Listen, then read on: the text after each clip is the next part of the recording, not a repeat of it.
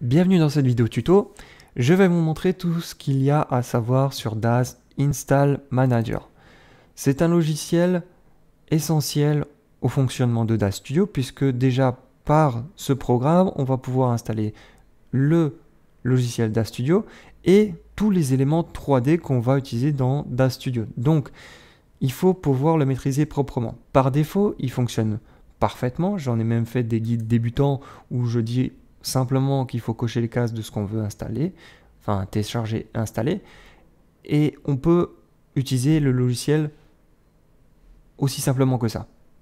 Mais au bout de 5-6 ans d'utilisation de DAZ Studio et de DAZ Install Manager conjointement, je me suis rendu compte qu'il y a certains éléments que j'ai dû modifier pour pouvoir optimiser mon usage et pouvoir le rendre le plus fluide possible. Je vais rentrer dans les bases du logiciel, vous présenter ce qu'on a ici tout de suite, ce qu'on voit, et on va aborder les paramètres avancés. Je vais vous expliquer ce que j'ai pu découvrir avec le temps long et ce que j'ai dû changer pour pouvoir utiliser DAZ Install Manager et même DAZ de manière plus optimale. Le programme se découpe en 3 sections, en 3 onglets. Ce qui vous est à disposition de téléchargement, ce que vous pouvez installer et ce qui est déjà installé, que vous pouvez voir dans DAZ Studio quand vous le lancez.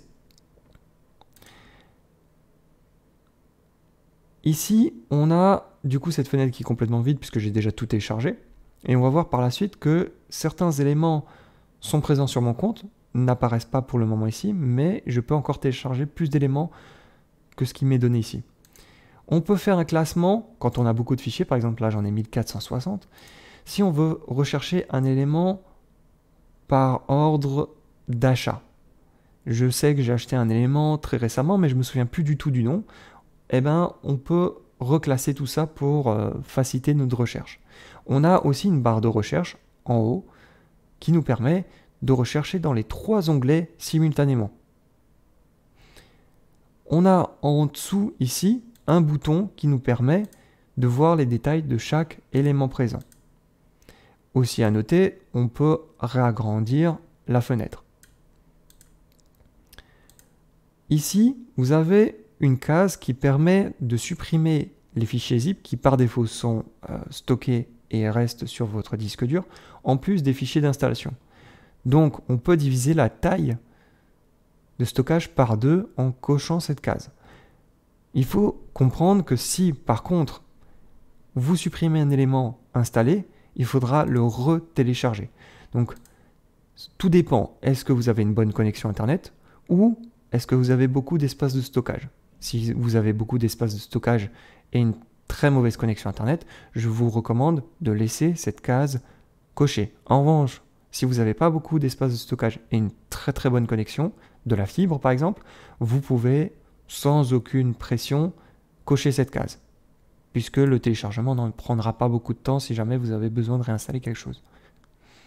Ici, cette case est cochée par défaut, je vous invite à la laisser, qui indique qu'un élément que vous allez télécharger automatiquement va être installé. Ici, ça permettra de rafraîchir en cas d'achat d'un élément alors que DAZ Install Manager est ouvert.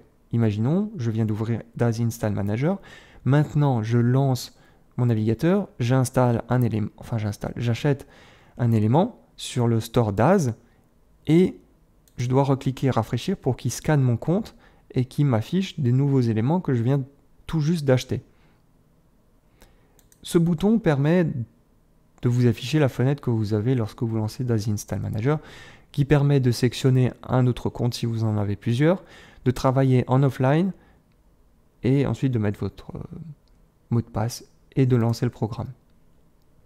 Le bouton Help va lancer le navigateur avec différentes astuces, instructions concernant DAZ Install Manager. Ce bouton ne sert pas forcément à grand chose, je ne l'ai jamais utilisé, j'en ai eu jamais besoin en 5 ans. Par contre, on va, avant même d'aller dans les paramètres avancés, parce que c'est le cœur de la vidéo, voir qu'on peut relancer cette fenêtre qu'on a lorsqu'on installe DAZ Install Manager pour la toute première fois. c'est tout simplement une proposition pour les débutants.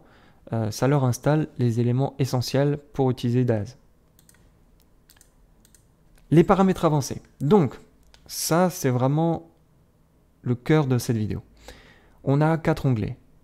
Tout ce qui concerne les comptes, tout ce qui concerne les téléchargements, tout ce qui concerne l'installation et tout ce qui concerne les applications.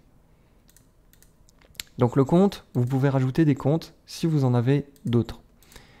Ici, l'onglet Download, on va s'attarder sur ces éléments un peu plus tard. Ici, on a une grosse fenêtre avec plein de filtres. Et les filtres, c'est tout simplement les éléments qui vont faire que certains éléments ne vont pas être affichés parce que vous aurez décidé de les ignorer ou tout le contraire.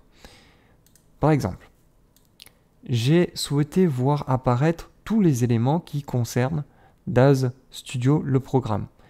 Et j'ai décoché toutes les autres cases des différents autres programmes. Pourquoi? Parce que je n'en ai pas besoin. Imaginons que vous travaillez aussi avec Poser. Je coche cette case, je clique sur Accepter. Qu'est-ce qui va se passer? Eh bien, il va nous proposer des éléments 3D qui sont compatibles avec Poser. Et cela marche évidemment avec tous les autres logiciels qui sont présents ici. Évidemment, ça dépend des éléments 3D que vous avez achetés sur le store. Est-ce qu'ils sont compatibles avec tel ou tel programme? Il faut évidemment regarder en amont. Mais ça permet de filtrer, puisque certains éléments 3D sont compatibles Daz Studio et Poser. Or, Poser, je ne l'utilise pas, donc ça ne sert à rien que je retélécharge 2 fois le même élément. Ensuite, on a les tags concernant les plateformes. Donc, on a Windows 32 bits, Windows 64, Mac 32 et Mac 64. Normalement, ça, c'est coché en fonction de la plateforme sur laquelle vous allez travailler. Moi, c'est Windows 64 bits. Daz Install Manager va détecter que c'est du Windows 64 bits et va me cocher par défaut et décocher tout le reste. Mais voilà, si vous avez besoin d'autres plateformes, bah, c'est possible. Là, c'est un élément intéressant. Si vous souhaitez accéder aux versions bêta des logiciels en avance, et d'autres éléments d'ailleurs, vous pouvez cocher Public Build. Et donc là, vous allez avoir accès à des versions bêta de Daz Studio ou d'autres. Et les autres éléments, je vous conseille de laisser cocher par défaut.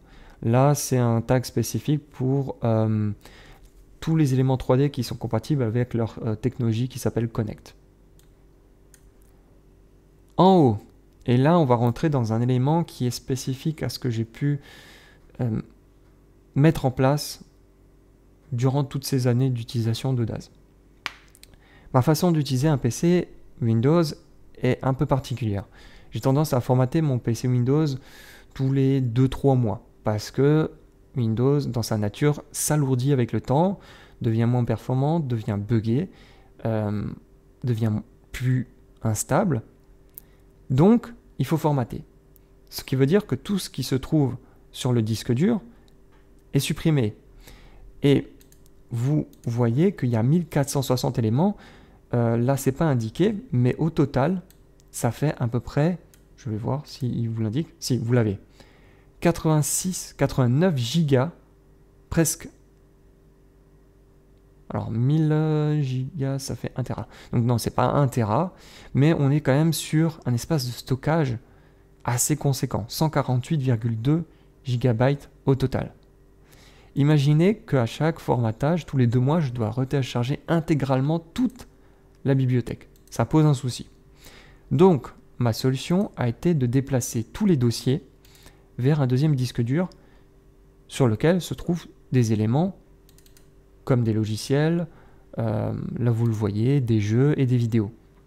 C'est les seuls éléments qui sont dessus et ce disque dur en question n'est pas formaté. Donc, qu'est-ce qui se passe? Ce que j'ai fait, et là vous le voyez, Package Archive, j'ai créé un dossier qui s'appelle Daz Package Archive, qui a exactement le même nom que le nom du dossier en question, qui se trouve ici, Daz P Package Archive. Et j'ai fait la même chose pour chacun des dossiers, D, logiciel, Daz, Thumbnail, Archive.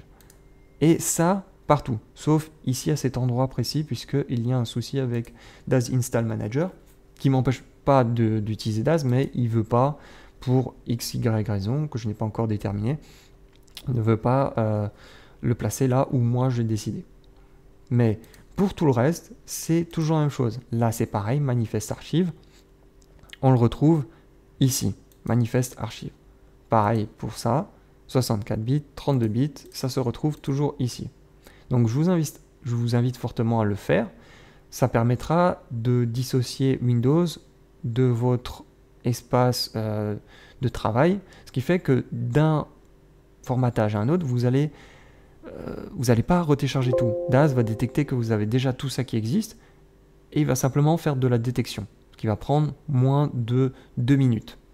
Donc vous allez être productif immédiatement. Donc ça, on laisse. Ça, on n'y touche pas. Donc ça, évidemment, si vous pouvez le mettre dans Content Database, ici, c'est l'idéal. On ne touche pas à cette ligne. Là, vous le changez parce que vous avez mis un autre emplacement, donc que j'ai appelé DAZ 3D Library. De la même manière, toujours la même chose. DAZ, ici, 3D Library. Donc c'est la bibliothèque qui contient tous vos éléments 3D. Et application, donc si jamais tout d'un coup, vous travaillez avec d'autres logiciels, par exemple vous travaillez avec Blender en complément de DAZ, vous allez créer un lien et à chaque fois qu'il y aura un élément qui aura besoin d'un lien et de connaître l'emplacement de Blender, par exemple quand vous avez le bridge entre DAZ et Blender, eh ben, il a besoin de savoir via ici où se trouve l'installation de Blender. Donc vous cliquez plus, vous cherchez Blender, vous indiquez la version normalement la plus récente, voilà 64 bits, et vous cherchez l'exécutable de Blender, ou le dossier dans lequel se trouve Blender. Une fois que tout a été passé en revue, vous cliquez sur Accept. Et à ce moment-là, vous aurez les éléments qui seront configurés convenablement. Alors, petite chose à savoir. Faites cette manipulation de paramétrage avant le téléchargement. J'aurais peut-être dû le dire en début de vidéo, mais ça va de soi que si maintenant vous avez téléchargé vos 1400 éléments, vous changez les paramétrages d'emplacement des dossiers, qu'est-ce qui va se passer quand vous allez valider? En fait, il va regarder, il va créer ces nouveaux dossiers et regarder dedans, va constater qu'il n'y a rien, donc il va vous demander de tout retélécharger.